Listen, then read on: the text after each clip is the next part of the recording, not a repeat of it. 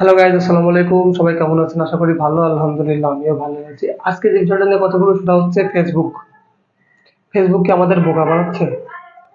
আমার মনে হচ্ছে ফেসবুক আমাদের নিয়মিত বোকা বানিয়েই যাচ্ছে। আজকে কন্টেন্ট মনিটাইজেশন, কালকে এই মনিটাইজেশন, কালকে ওই মনিটাইজেশন দিয়ে আমাদের এক ধরনের লোভে ফেলছে এবং আমরাও এটাতে আকর্ষিত হয়ে ফেসবুকে কাজ করেই যাচ্ছি। অথচ আমরা কোনো সফলতার মুখই দেখতে পাচ্ছি না। শুধু আমি না, আমার মতো অনেক ইউজাররাই আছে যারা ফেসবুকে নিয়মিত কাজ করছে। সকালে শুভ সকাল, দুপুরে শুভ দুপুর, বিকেলে শুভ বিকেল, শুভ সন্ধ্যা, শুভ রাতে। উফ! মানে অনেকগুলো পোস্ট করার পরেও পোস্ট করছে, রিলস ছাড়ছে, ভিডিও আপলোড করছে, অথচ ভিউজ নাই।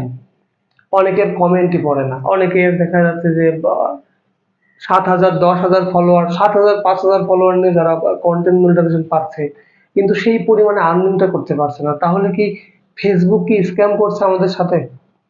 আমার মনে হয় যে ফেসবুক অবশ্যই আমাদেরকে বোকা বানাচ্ছে। কারণ আমরা যে ধরনের ডেটা খরচ করে ফেসবুক ইউজ করছি, সেইখানে ফেসবুকের অ্যাকাউন্টে কোটি কোটি টাকা কিন্তু জমা হচ্ছে এবং সেখান থেকে আমাদেরকে লোভ দেখানো হচ্ছে যে আমাদেরকে কন্টেন্ট মনিটাইজেশন দেবে এবং সেখান থেকে আমরা আমাদের পর্যাপ্ত পরিমাণ অর্থ ইনকাম করতে পারবো।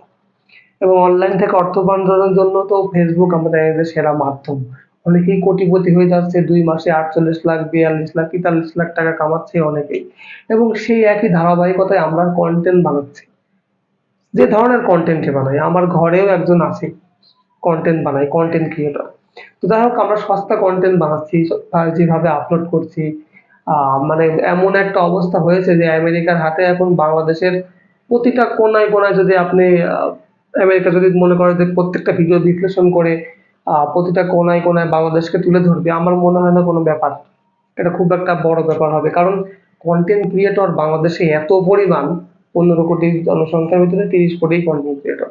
তো এই ধরনের কন্টেন্ট যারা বানাচ্ছে, এই ফোন একটা নিয়ে, হ্যালো গাইস, আমি এখন পুকুর পাড়ে আছি, ওই যে আমার পুকুর পাড়ে কলা গাছ, এখানে কলা হয়, এই যে এইসব ধরনের ভিডিও যারা বানাচ্ছে, এই ধরনের কন্টেন্ট যারা বানাচ্ছে, তাদের কারণে তো আমার মনে হচ্ছে যে আমাদের যে প্রাইভেসিটা, সেটা আমরা ফেসবুকের কাছে ফ্রিতেই বিলিয়ে দিচ্ছে। কারণ সেখান থেকে আমরা তো কোনো রকমই বেনিফিটই পাচ্ছি না বেশিরভাগ মানুষ। যারাও দু একজন পাচ্ছে, তারা তো অনেক বড় বড় ক্রিয়েটর, বাট আমার মনে হয় যে বেশিরভাগ লোকই আমরা কিন্তু সেইখান থেকে সেই বেনিফিটটা পাচ্ছি না। অথচ আমরা নিয়মিত ভিডিও আপলোড করছি, আমাদের ফোনের ডেটা খরচ করছি। ইভেন আপনি যে মোবাইলটা চার্জ দিচ্ছেন কারেন্টের মাধ্যমে, এটাতেও তো এক ধরনের একটা অপচয় হচ্ছে, তাই না?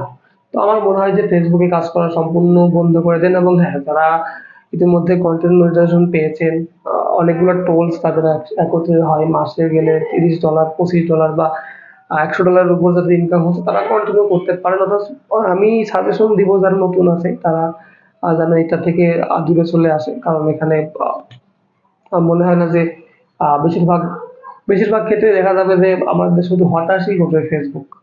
হ্যাঁ, অনেকের মনিটাইজেশন দিচ্ছে কিন্তু সে ধরনের আয়টা দিচ্ছে না। সো এই যে এক ধরনের প্রতারণা আমাদের সাথে ফেসবুক কোম্পানি করছে। সো আমার মনে হয় যে এর উচিত জবাব দেওয়ার জন্য আমাদের অন্তত এখান থেকে বেরিয়ে আসা উচিত। এই ভিডিওটা যার সামনে যাবে তারা অবশ্যই সতর্ক হবেন এবং ভালো লাগলে অবশ্যই চ্যানেলটিকে সাবস্ক্রাইব করে পাশে থাকবেন। ধন্যবাদ সবাইকে। আসসালামু আলাইকুম।